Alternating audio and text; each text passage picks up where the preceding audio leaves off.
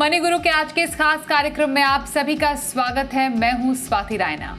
नवरात्र की शुरुआत हो चुकी है और 9 दिनों तक देश में रहती है इसकी धूम। ऐसे में आप भी त्योहार जोरों शोरों से मनाइए, लेकिन इसके साथ साथ इस नवरात्र पर ये भी जानिए कि निवेश से समृद्धि की ओर आप कैसे बढ़ सकते हैं। कौन सी वो 9 बातें हैं जिसका निवेश के दौरान आपको रखना है ख्याल। साथ ही जानिए आपके लिए समृद्धि वाले 9 फंड भी। और हमारे साथ इस नवरात्रि स्पेशल मनी गुरु में हमारे 2 एक्सपर्ट्स शामिल हो चुके हैं। उनका परिचय करा दें।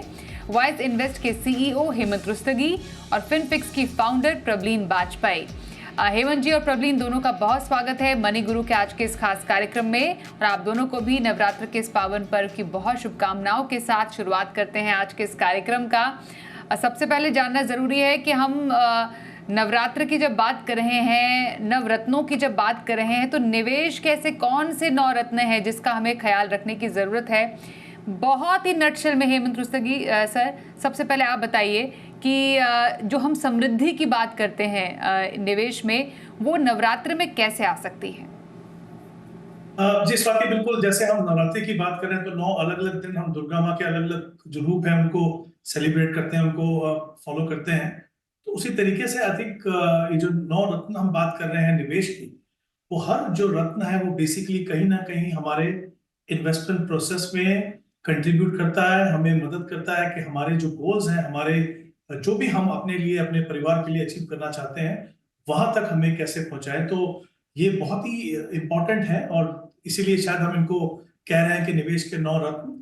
तो ब्रॉडली मैं बता दूं, शुरुआत सबसे पहले कि अच्छे से आप बचत कीजिए और निवेश कीजिए। दूसरा, रिस्क मैनेजमेंट पे पूरा ध्यान दीजिए।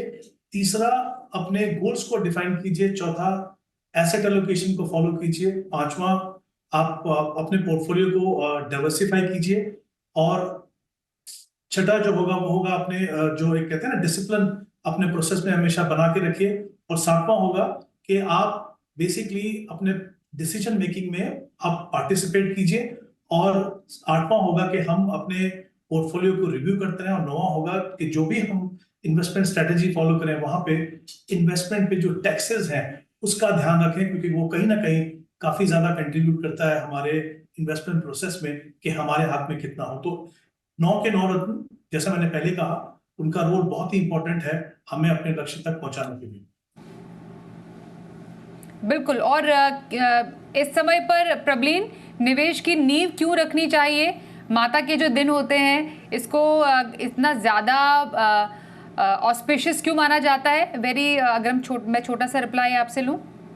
जी, नमस्कार स्वाति। बिल्कुल एक अगर हम ट्रेडिशनली देखें तो बहुत ऑस्पिशियस डेज हैं ये। एंड आई थिंक जो हमारी इन्वेस्टमेंट्स हैं और हम वेल्थ क्रिएशन की तरफ जा रहे हैं, तो उसकी शुरुआत अगर इस टाइम पे की जाए, एंड शुरुआत के साथ साथ अगर कोर्स करेक्शन भी की जाए Swati, I think that is very important जो आज हम डिस्कशन करने वाले हैं। क्योंकि आई थिंक ये 9 दिन कहीं ना कहीं हमें डिसिप्लिन फोकस की तरफ लेके जाते हैं।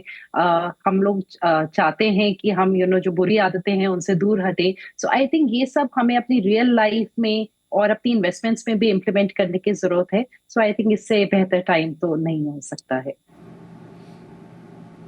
बिल्कुल, तो ये है बहुत ही बेहतरीन समय। अगर आपको निवेश की करनी है शुरुआत, तो यहाँ से अब कीजिए आप निवेश का शुभ लाभ। यही हमारी कामना आपके लिए भी रहती है। और इन्हीं शुभकामनाओं के साथ अब ज़रा समझते हैं, जैसा हेमंत जी आपने शुरुआत में बोला था कि बचत और निवेश तो बिल्कुल एक शुरुआती स्टेप होता है हेमंत जी, किसी भी एक इन्वेस्टमेंट जर्नी का। आपके पास पैसे आते हैं, आप उसको थोड़ा बचाते हैं और उस बचत से आप निवेश करते हैं। कहीं उल्टा ना हो जाए कि आप पहले खर्च कर दें, फिर जितना बचा है उसको निवेश कर दें। तो सही तरीका क्या है इसका? जी स्वाति, बिल्कुल। जैसा मैंने कहा कि आपको बचत करना और इन्वेस्ट करना बहुत ही वाइजली, बहुत ही समझ के साथ करना है। और देखिए, हम सभी की इनकम है, किसी की रेगुलर इनकम है, किसी की इनकम जो है कभी समय समय पे आती है, कभी थोड़ा गैप के बाद आती है। तो हमें पता रहता है कि हमारी इनकम कितनी है, तो वो तो हमें पता है। लेकिन दूसरा, वो इनकम का हम इस्तेमाल कैसे कर रहे हैं, वो खर्चा कैसे कर रहे हैं, क्या उसमें स्कोप है कि हम सेव कर सकें, बचत कर सकें। तो बहुत ही इंपॉर्टेंट है कि अपने प्रोसेस में आप बजटिंग रखिए। ये थोड़ा सा सुनने में बोरिंग लगता है, बट ये बहुत ही इंपॉर्टेंट प्रोसेस है कि आप अपनी इनकम पे ध्यान रखिए और आपके खर्चे क्या है। और जैसा आपने बिल्कुल सही कहा, इंपॉर्टेंट है कि आप नॉर्मली हम क्या करते हैं, खर्चा करते हैं, और जो बचा तो फिर बचा, ऑब्वियसली कहीं ना कहीं वो कमी आती है हमारे इन्वेस्टमेंट में, जबकि सही तरीका है कि अपनी इनकम में से आप पहले जो बचत करना चाहते हो वो पैसा निकालिए और फिर अपना खर्चा कीजिए। तो उससे क्या होगा, आपका भविष्य में भी ध्यान रहेगा और आज पे भी ध्यान रहेगा।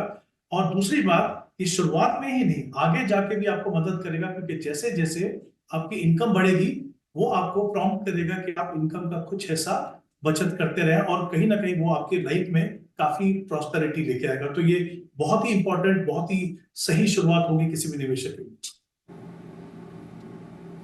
तो एक शुरुआत होने भर की देर होती है, और जितनी जल्दी वो शुरुआत हो जाए उतना ही बेहतरीन है आपके निवेश के लिए। तो प्रबलीन, कैसे ये एक जल्द शुरुआत किसी के निवेश के लिए बहुत बेहतरीन साबित हो सकती है? अगर आज ही से आपने निवेश की शुरुआत की तो आने वाले कई नवरात्रों के लिए आप वेल्थ क्रिएट कैसे कर सकते हैं? जी। जी स्वाति, अभी जैसे हेमंत जी ने बताया कि आपको अपनी बजटिंग करनी है, सेविंग एंड इन्वेस्टमेंट की शुरुआत हमें करनी चाहिए, और जितनी जल्दी हम कर सके उतना अच्छा है। ये मैं एक एग्जांपल के द्वारा समझाती हूँ स्वाति।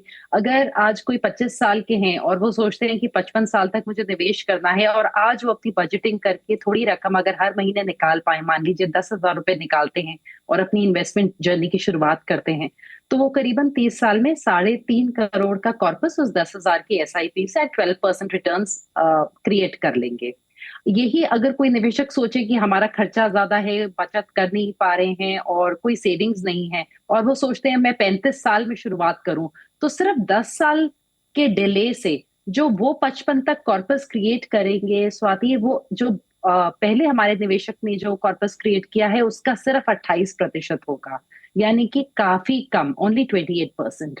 और अगर कोई और सोचता है कि अभी ठीक है, बहुत टाइम है और समय लगा के बहुत नवरात्रि निकाल दी और आपने इन्वेस्टमेंट्स की अपनी शुरुआत नहीं की, मान लीजिए आप 45 ईयर्स में शुरू करते हैं और आपके पास 55 साल तक का समय है, तो जो पहले निवेशक की अपेक्षा आप सिर्फ 6.5% कॉर्पस जमा कर पाएंगे। यानी कि हर साल जितना आप डिले करते हैं, हर डेकेड के साथ आपको काफी भारी नुकसान पड़ता है, बिकॉज आपकी कंपाउंडिंग वहां हर्ट होती है। एंड बहुत लोगों को ऐसा भी लगता है स्वाति कि कोई बात नहीं, आगे चल के हमारी इनकम बढ़ेगी तो हम काफी अच्छे से निवेश कर लेंगे। जो कॉर्पस 10,000 से शुरुआत करके बन सकता है, सेम कॉर्पस के लिए 45 ईयर्स में अगर आप करेंगे तो आपको 1.5 लाख की एसआईपी करनी होगी 10,000 की अपेक्षा, यानी कि 15 टाइम्स। यानी कि आप जितना शुरुआत जल्दी करें, जितनी जल्दी चाहे इस नवरात्र में कर लीजिए उतना अच्छा है, बिकॉज वहां पे हमें कंपाउंडिंग का बेनिफिट मिलेगा और आने वाले समय में बहुत हेल्पफुल होगा। बिल्कुल। तो ये 3 इन्वेस्टर्स हैं, जिसने 25 साल से शुरुआत की, जिसने 35 से शुरुआत की, जिसने 45 से शुरुआत की। तो 55 साल की उम्र तक वही 10,000 की एसआईपी आपको अलग अलग सालों तक, 55 साल की उम्र तक कितना पैसा कमा कर दे सकती है, वो आपके सामने उदाहरण है। इसे जितना जल्दी निवेश करेंगे उतना ज़्यादा फायदा होगा, उतना कम एसआईपी से बड़ी रकम इकट्ठा कर पाएंगे। आपके मन में है करोड़ों कमाने हैं, तो जितना देरी करेंगे तो एसआईपी भी तो उतनी करनी पड़ेगी, इसलिए इसका बात का ध्यान रखिए। अब जो ये टारगेट सेट करना है हेमंत जी, बहुत इंपॉर्टेंट रहता है। हमने जल्द निवेश की तो बात की, लेकिन उसमें जल्द निवेश में अगर आप लक्ष्य ही सेट नहीं किया, आप बिना किसी गोल के रास्ते पे जा रहे पता नहीं कि रुकना कहाँ पर है, तो वो शायद कोई फायदा नहीं होता है। तो ये टारगेट बनाया कैसे जाए, कैसे समझ में आए कि मेरा गोल ये है इन्वेस्टमेंट का? इस बात आई थिंक ये बहुत ही इंपॉर्टेंट एस्पेक्ट है। बिल्कुल, जैसे हमने अभी डिस्कस किया कि जितना जल्दी आप शुरुआत करेंगे उतना ज्यादा आपको फायदा है, पावर ऑफ कंपाउंडिंग का आपको फायदा है। लेकिन ये भी इतना ही इंपॉर्टेंट है कि आपके पैसे को डायरेक्शन मिले, आपकी इन्वेस्टमेंट प्रोसेस को डायरेक्शन मिले, और कहीं ना कहीं ऐसा तरीका होना चाहिए देखने का कि आप उस दिशा में जा रहे हैं या नहीं जा रहे हैं। तो गोल सेटिंग करना बहुत ही इंपॉर्टेंट है। हम सभी के लक्ष्य होते हैं, शॉर्ट टर्म में, मीडियम टर्म में, लॉन्ग टर्म में। शॉर्ट टर्म में कुछ भी हो सकता है, डिपेंडिंग ऑन आप लाइफ के किस स्टेज पे हैं। आपको इमरजेंसी फंड बनाना हो सकता है, या आपके बच्चों की फीस, स्कूल की फीस वो देनी हो सकती है। मीडियम टर्म में घर खरीदना है या कहीं वेकेशन के लिए जाना है, वो शॉर्ट टर्म में और मीडियम टर्म दोनों में हो सकता है। लॉन्ग टर्म में बच्चों की हायर एजुकेशन और रिटायरमेंट। तो आई थिंक ये गोल्स हैं, उनको डिफाइन करना इसलिए जरूरी है कि उनको डिफाइन करने का मतलब ये है कि आप सभी को एक समय देंगे कि मेरी रिटायरमेंट कब होगी, बच्चों की एजुकेशन कब होगी, घर कब खरीदना है, और उसके बाद एक टारगेट बनाएंगे। और जितने भी लॉन्ग टर्म के जो हमारे जो गोल्स हैं उसमें इन्फ्लेशन आपको लेना पड़ेगा, क्योंकि अगर आप इन्फ्लेशन नहीं लेंगे तो आप देखेंगे कि जितना पैसा आपको चाहिए और जितना आप एक्यूमुलेट करेंगे उसमें बहुत बड़ा गैप होगा। तो वहां पे आप इन्फ्लेशन लेंगे और फिर अपना लक्ष्य आप निर्धारित करेंगे। उसके बाद आप डिसाइड करेंगे एक एज्यूम रेट ऑफ रिटर्न के हिसाब से कि हर गोल के लिए मुझे कितना पैसा चाहिए, किस तरह की मेरी इन्वेस्टमेंट हो। तो ये बहुत ही इंपॉर्टेंट है कि हम गोल बना के चले, ताकि हमें पता चले कि कितना पैसा हमें सेफली इन्वेस्ट करना है, कहाँ पे हम रिस्क ले सकते हैं, जो आई थिंक लॉन्ग रन में बहुत ही इंपॉर्टेंट एस्पेक्ट है हमारी इन्वेस्टमेंट प्रोसेस के लिए। बिल्कुल, तो गोल बनाना ज़रूरी शॉर्ट टर्म का हो सकता है, मीडियम टर्म का हो सकता है, लॉन्ग टर्म का हो सकता है और कोई भी गोल सेट करने के बाद इन्वेस्टमेंट जर्नी और भी ज़्यादा सीमलेस हो जाती है। आपको मालूम चल जाता है कि आपको किस चीज़ के लिए निवेश करना है।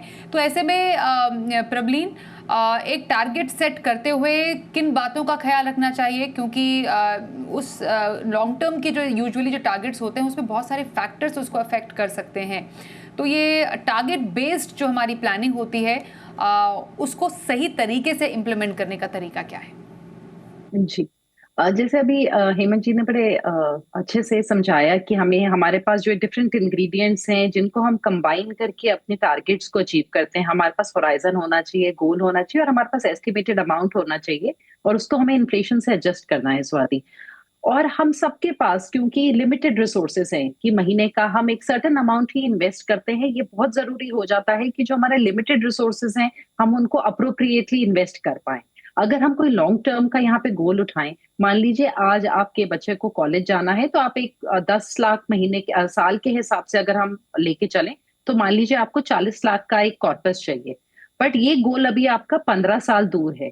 11% की अगर हम एजुकेशन इन्फ्लेशन लगाएं तो यही टारगेट हमारा बन जाता है करीबन 2 करोड़ आज से 15 साल बाद। अब वहां पे स्वाति अगर हमने सही चुनाव नहीं किया, हमने ये तो देख लिया कि लंबे समय का है और हमें इन्फ्लेशन भी हमने देख लिया, पर अगर अब हमने वहां पे सही इन्वेस्टमेंट की जो हमने जो चॉइस की है अगर वो गलत हो जाती है और हम एक 7% के प्रोडक्ट पे डाल देते हैं तो हमें महीने के करीबन 60,000 इन्वेस्ट करने की जरूरत है। अब ऐसा हो सकता है कि हर के पास 60,000 ना हो निवेश करने के लिए और उनके दूसरे भी गोल्स होंगे, पर अगर यहाँ हम इक्विटी मान लीजिए म्यूचुअल फंड्स का चुनाव करते हैं तो आप करीबन 38,000 की एसआईपी के द्वारा सेम गोल को अचीव कर सकते हैं 12% रिटर्न्स।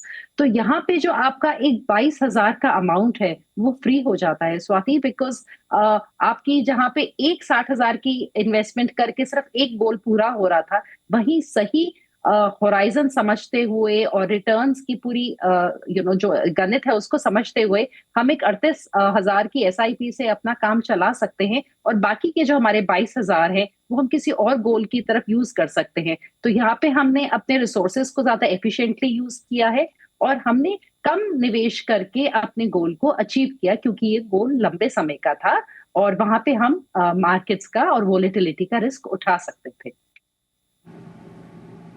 बिल्कुल, तो एक लंबी अवधि के गोल के लिए इक्विटी सही होता है, जैसा प्रबलीन ने एग्जाम्पल भी दिया। वही अगर आप फिक्स्ड इनकम से उस गोल को साधने की कोशिश करेंगे तो पैसे आपको ज़्यादा लगेंगे, क्योंकि डेफिनेटली उसमें जो रिटर्न है वो कम मिलेगा। महंगाई का भी ख्याल रखना है, पढ़ाई के मामले में एजुकेशन इन्फ्लेशन का भी ख्याल रखना है। तो ये कुछ फैक्टर्स हैं जो कि ध्यान में रखने की ज़रूरत है अपना टारगेट सेट करते समय। ब्रेक का वक्त है, ब्रेक के बाद भी चर्चा को जारी रखेंगे। हमारे दोनों एक्सपर्ट्स के नवरत्न फंड भी आपके सामने रखने वाले हैं हम, इसलिए बने रहिए हमारे साथ।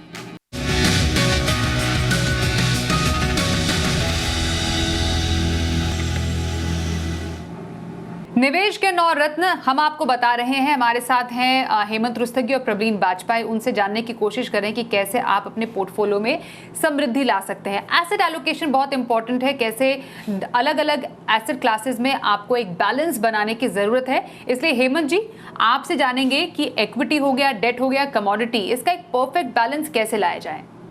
जी स्वाति, बिल्कुल। आई थिंक जो हम बात कर रहे हैं वो है एसेट एलोकेशन, यानी आपकी जो इन्वेस्टमेंट है उसको अलग अलग एसेट क्लासेस, चाहे वो डेट हो, इक्विटी हो, गोल्ड हो, उसमें आप किस तरीके से निवेश करें। और जैसा आपने बिल्कुल सही कहा, देखिए हर जो एसेट क्लास है उसका बिहेवियर डिफरेंट मार्केट सर्कमस्टेंसेस में डिफरेंट होता है, उनका जो रोल है आपके पोर्टफोलियो में बिल्कुल अलग होता है। तो जब हम शॉर्ट टर्म गोल्स की बात करते हैं, और इसीलिए जैसा मैंने पहले भी कहा था कि हम जब गोल बेस्ड इन्वेस्टमेंट प्रोसेस की बात करते हैं तो जब हम टाइम होराइजन डिफाइन करते हैं तो कहीं ना कहीं उससे ये भी डिफाइन होता है कि हमारे पास उस गोल को पूरा करने के लिए कितना समय है। यानी हमारा जो फोकस है वो कैपिटल प्रोटेक्शन पे हो या ग्रोथ पे हो या दोनों पे हो। तो उसमें क्या है, जैसे शॉर्ट टर्म में अगर हम पैसा लगाते हैं तो आपको डेट और डेट ओरिएंटेड इन्वेस्टमेंट क्यों देखनी है? क्योंकि शॉर्ट टर्म में आपको पैसा चाहिए, आपके पास उतना समय नहीं है कि आप उसको रिस्क ले सकें, तो ऑब्वियसली ऐसे में आपको इक्विटी से दूर रहना है। फिर अगर हम मीडियम टर्म की बात करें, जहां हम चाहते हैं कि डेट से थोड़ा बेटर रिटर्न मिले लेकिन उतना एक्सपोजर भी ना हो इक्विटी का जितना रिस्क इक्विटी में लेते हैं, तो फिर आप हाइब्रिड में जाते हैं, जिसमें हाइब्रिड में भी डिफरेंट डिफरेंट ऑप्शंस हैं आपके पास। इक्विटी कितना प्रोपोर्शन हो, डेट कितना प्रोपोर्शन हो, कितनी फ्लेक्सिबिलिटी हो फंड मैनेजर के पास। और लॉन्ग रन में, क्योंकि हमारा फोकस, जैसे हमने पहले भी बात की, आपको इन्फ्लेशन को बीट करना है और वहां पे इक्विटी जैसी एसेट क्लास है, उसका रोल बहुत इंपॉर्टेंट है। तो अगर आप एक गोल बेस्ड इन्वेस्टमेंट प्रोसेस फॉलो करते हो, अपना टाइम होराइजन डिफाइन करते हो, तो वो कहीं ना कहीं आपको मदद करता है कि आपका जो एसेट एलोकेशन है वो अपने आप सामने आ जाए।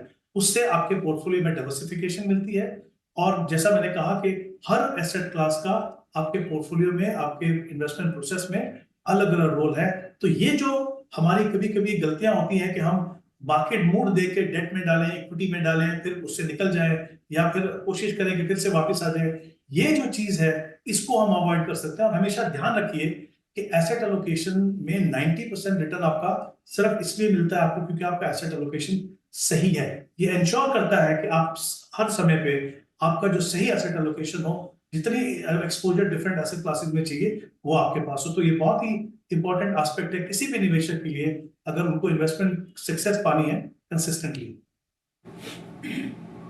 बिल्कुल। और प्रवीण, इसी एसेट एलोकेशन में अगर हम डेट और इक्विटी दोनों को देख लें, क्योंकि देखिए एंड ऑफ द डे ये एक पोर्टफोलियो के दो ऐसे पिलर्स हैं जिनका पोर्टफोलियो में साथ में काम करना भी ज़रूरी है। इक्विटी ग्रोथ है, डेट से स्टेबिलिटी आपको मिल रही है, लेकिन उसको सही मात्रा में रखना बेहद ज़रूरी है। तो वो एक प्रपोर्शन कहे या एक्सपोजर कहे, क्या उसको डिफाइन किया जा सकता है?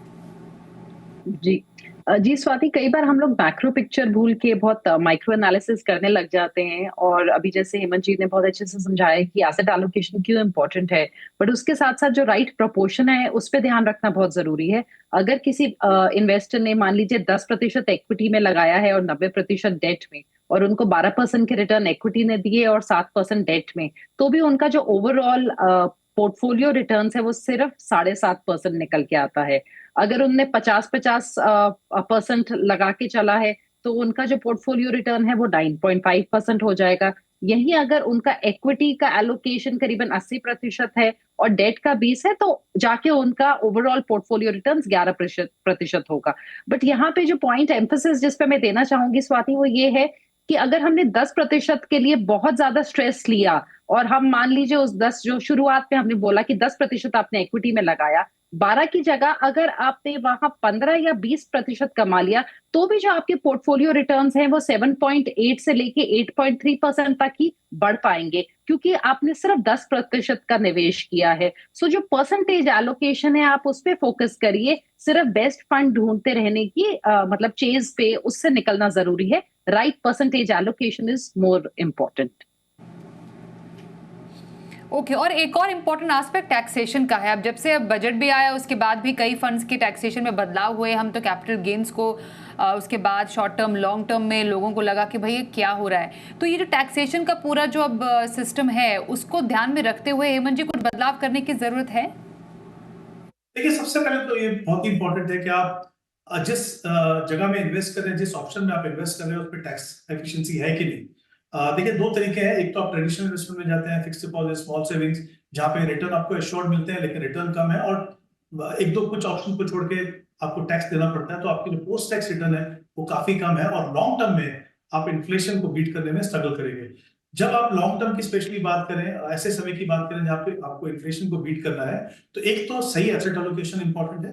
दूसरी बात उतना ही इंपॉर्टेंट है कि जो आपकी जो ऑप्शंस हैं वो कितने टैक्स एफिशिएंट हैं। तो इसीलिए आई थिंक चाहे आप इक्विटी की बात करें, चाहे आप म्यूचुअल फंड की बात करें, डिस्पाइट द फैक्ट कि पिछले बजट में टैक्सेशन बढ़ गया, फिर भी एसेट क्लास की अगर आप पोटेंशियल देखें और अभी भी जो रेट्स हैं टैक्सेस के, वो आपको मदद करते हैं कि आप ट्रेडिशनल ऑप्शन के मुकाबले में ना कि सिर्फ रिटर्न अच्छा पाए, जबकि पोस्ट टैक्स रिटर्न भी आपका अच्छा होगा। हमारे लिए एज निवेशक के तौर पे पोस्ट टैक्स रिटर्न ज्यादा इंपॉर्टेंट है, क्योंकि वही हमारे हाथ में रहता है। ग्रॉस रिटर्न हमारे लिए उतना मायने नहीं रखता। तो ये बहुत ही इंपॉर्टेंट एस्पेक्ट है किसी भी निवेशक के लिए कि आपके जो इन्वेस्टमेंट ऑप्शंस हैं उनमें रिटर्न कितनी टैक्स एफिशिएंट।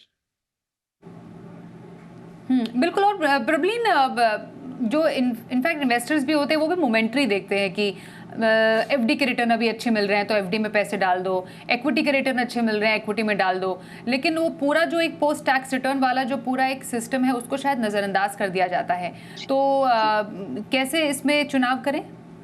जी, अगर हम फिक्स्ड इनकम की बात करें स्वाति, तो अगर आपने किसी बैंक के फिक्स्ड एफडी में अपना पैसा रखा है, मान लीजिए आपको 7% मिल रहा है और आप 30% टैक्स स्लैब में हैं, तो पोस्ट टैक्स आपका 30% कट जाता है, यानी कि आप 4.9% रिटर्न ही कमा रहे हैं। और इस महंगाई के दौर में अगर हम 6% की इन्फ्लेशन लेके चले, तो बेसिकली आपने इन्फ्लेशन को भी बीट नहीं किया है। पर मान लीजिए आप चाहते हैं कि नहीं, हम कुछ सेफ इन्वेस्टमेंट ऑप्शन ही चाहते हैं, तब भी मेरे ख्याल से टैक्स की जानकारी होना बहुत जरूरी है। क्योंकि अगर आपने वहां पे डेट फंड्स का भी चुनाव कर लिया और आपका 2 साल का होराइजन है मिनिमम, तो वहां पे आपका 30% के मुकाबले 12.5% की टैक्सेशन है। तो वही अगर आपने 7% डेट में कमाया है, तो पोस्ट टैक्स भी आप 6.13% कमा रहे हैं। तो कम से कम आप इन्फ्लेशन को मैच तो कर रहे हैं। तो मेरे ख्याल से जो हमारी टैक्सेशन है उसकी इंफॉर्मेशन के बेसिस अपने इन्वेस्टमेंट डिसीजंस लेना बहुत क्रूशियल हो जाता है, ताकि इफ नथिंग एल्स हम सेफ इन्वेस्टमेंट्स में भी एटलीस्ट इन्फ्लेशन को मैच या हल्के फुल्के अमाउंट से बीट कर पाएं, अगर आप टोटली इक्विटी में नहीं भी जाना चाहते हैं तो। एब्सोल्युटली। और एंड ऑफ द डे जो आपका पूरा जो एक इन्वेस्टमेंट जर्नी है उसमें बहुत इंपॉर्टेंट है कि आप डिसिप्लिन से चलें। आपने इन्वेस्टमेंट शुरू किया तो उसको जारी रखें, क्योंकि वो एक बहुत बड़ा चैलेंज हो जाता है। हेमंत जी, क्या कहते हैं आप इस पर? जो धैर्य और अनुशासन है वो कई बार मिसिंग हो जाता है इन्वेस्टमेंट से, तभी हम ग्रीड और फियर से कई बार अपने इन्वेस्टमेंट्स को रोक भी देते हैं। बिल्कुल, आपकी डिसिप्लिन हमारे इन्वेस्टमेंट प्रोसेस में बहुत इंपॉर्टेंट है। और जैसे हमने शुरुआत में बात की थी गोल बेस की, तो गोल बेस्ड इन्वेस्टमेंट प्रोसेस कहीं ना कहीं आपके इन्वेस्टमेंट प्रोसेस में डिसिप्लिन लाता है, क्योंकि आपका जो फोकस है वो गोल के ऊपर। आपको पता है अगर मेरी रिटायरमेंट आज से 20 साल दूर है, आज मार्केट में क्या हो रहा है उससे मुझे फर्क नहीं पड़ता, तो वो डिसिप्लिन होगा। दूसरा, जो हम इन्वेस्टमेंट करते हैं वहां पे भी जैसे हम देख रहे हैं कि ज्यादा से ज्यादा निवेशक हमारे देश में अभी एसआईपी से इन्वेस्ट करते हैं, तो वो भी जैसा हमने शुरुआत में बात की कि सेविंग और इन्वेस्टमेंट दोनों इंपॉर्टेंट एस्पेक्ट है। उसमें आप डिसिप्लिन कैसे लेंगे? आप कमिट करते हैं कि हम हर महीने इतना पैसा इन फंड्स में इस तारीख को लगाएंगे। तो दोनों तरफ से, एक तो गोल बेस्ड इन्वेस्टमेंट प्रोसेस जो आपके टाइम होराइजन में डिसिप्लिन रखता है, दूसरा एक ऐसा इन्वेस्टमेंट प्रोसेस जहां पे आप सिस्टमैटिकली इन्वेस्ट करते हो, तो इररिस्पेक्टिव ऑफ मार्केट कंडीशन आप अपने निवेश को कंटिन्यू करते रहेंगे। मार्केट में जब भी उतार चढ़ाव होगा, इनफैक्ट आपको ज्यादा फायदा होगा, क्योंकि आप एक पर्टिकुलर लेवल पे इन्वेस्ट नहीं कर रहे, डिफरेंट लेवल पे इन्वेस्ट कर रहे हो। तो दोनों एस्पेक्ट डिसिप्लिन रखना बहुत ही इंपॉर्टेंट है, क्योंकि जैसा हमने पहले भी कहा कि हमारे goals short term, medium term और लॉन्ग टर्म के हो सकते हैं, और जब तक वो डिसिप्लिन नहीं होगा हम अपने गोल्स को अचीव नहीं कर पाएंगे। हाँ, एंड वेरी क्विकली प्रबलीन, कैसे पिछले 2-3 सालों में, अगर पिछले कुछ सालों के एग्जाम्पल हम लें तो उसके जरिए हम समझ सकते हैं कि जो डिसिप्लिन है वो कितना इंपॉर्टेंट रोल प्ले करता है आपके इन्वेस्टमेंट जर्नी में। जी जी, बिल्कुल स्वाति, डिसिप्लिन, पेशेंस और डिलेड ग्रेटिफिकेशन, की आप पेशेंस रख के आगे फ्यूचर के लिए रिटर्न्स को देखें। अगर कोई निवेशक 2016 सितंबर से एसआईपी कर रहे होते, मान लीजिए निफ्टी 50 इंडेक्स फंड में और मिड कैप 150 इंडेक्स फंड में, तो 3 साल बाद उनके रिटर्न्स कुछ ऐसे होते 5.5% और नेगेटिव 2.6%। तो वो जाहिर है हताश हो जाते बाय सितंबर 2019। बट अगर वो वहां पे संयम बनाते और 2020 तक पहले कंटिन्यू करते, तो 4 साल बाद उनके रिटर्न्स अगेन 5.5% के करीब होते, दोनों इंडेक्स फंड में, जो हमारे बेंचमार्क 2 इंडस्ट्रीज हैं। पर अगर वही निवेशक वहां पे डिसिप्लिन और पेशेंस दिखाते, तो 5 साल बाद यानी कि 2021 सितंबर तक उनके रिटर्न्स निफ्टी 50 के इंडेक्स फंड में 19% होते और 23.5% होते मिड कैप इंडेक्स फंड में। तो यहाँ पे हमें सीखने को मिलता है कि आपको उतार चढ़ाव, दुख सुख में बने रहना है, अपनी इन्वेस्टमेंट्स में पेशेंस रखना है स्वाति, जो हम लोग अक्सर नहीं रखते हैं। एंड मेरे ख्याल से नवरात्रों के दिन डिसिप्लिन और पेशेंस बहुत बखूबी सिखाते हैं, सो उसी चीज को हमें फॉलो करना है। जी बिल्कुल। और जाते जाते हेमंत जी और प्रबलीन दोनों से 1 बाय 1 मैं आऊंगी। जल्दी से आपके फंड कौन से हैं जो आप रेकमेंड करेंगे, आपके नवरत्न फंड्स? जी स्वाति, आई थिंक अगर हम इक्विटी की बात करें स्पेसिफिकली, क्योंकि लॉन्ग टर्म इन्वेस्टमेंट है, तीनों सेगमेंट में इन्वेस्ट करना जरूरी है। या तो आप लार्ज कैप, या तो आप इंडेक्स फंड में, मिड कैप में, स्मॉल में अलग अलग इन्वेस्ट कर सकते हो। लेकिन मेरा ये मानना है कि किसी भी निवेशक के लिए उसको रीबैलेंस करना मुश्किल होता है। तो मैं कुछ ऐसे फंड्स की बात कर रहा हूँ जो आपको डाइवर्सिफाइड पोर्टफोलियो देते हैं और डिफरेंट सेगमेंट में एक्सपोजर देते हैं। तो मल्टी कैप में हम 3 फंड्स की बात कर रहे हैं, कोटक मल्टी कैप की बात कर रहे हैं, HSBC मल्टी कैप की बात कर रहे हैं और HDFC मल्टी कैप। और लार्ज एंड मिड कैटेगरी में हम बंधन को, Motilal Oswal large and mid और HDFC लार्ज एंड मिड। और फ्लेक्सी कैप में HDFC फ्लेक्सी कैप हम देख रहे हैं, Invesco focus fund, ICICI flexi cap. तो ये कुछ फंड्स हैं मुझे लगता है जो डाइवर्सिफाइड कैटेगरी में जिनका काफी अच्छा परफॉर्मेंस है, जिनको कंसिडर किया जा सकता है। और प्रवीण, आपके पसंदीदा फंड्स? स्वाति, मैंने डिफरेंट एसेट क्लासेस में डिवाइड किया है। सो इक्विटी में मेरी पसंद है निफ्टी 50 इक्वल वेट इंडेक्स। आप BSP का ले सकते हैं, किसी और फंड हाउस का भी। निपॉन का मल्टी कैप फंड, उसके अलावा UTI का निफ्टी 200 मोमेंटम 30 इंडेक्स फंड या किसी और इंडेक्स फंड में डाल सकते हैं सेम स्टाइल से। एंड टाटा का स्मॉल कैप फंड। हाइब्रिड में पराग पारिक का dynamic asset allocation fund and SBI का बैलेंस्ड एडवांटेज।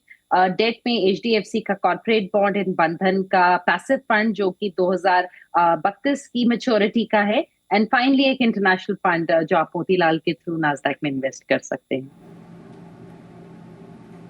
तो ये है हमारे एक्सपर्ट्स के 9 रत्न फंड जो आप अपने पोर्टफोलियो में शामिल कर सकते हैं। उम्मीद करते हैं कि आप अपने इस निवेश से समृद्धि की ओर बढ़ें। धन्यवाद करेंगे हेमंत जी और प्रबलीन आपका एक बार फिर से इस कार्यक्रम में शामिल होने के लिए।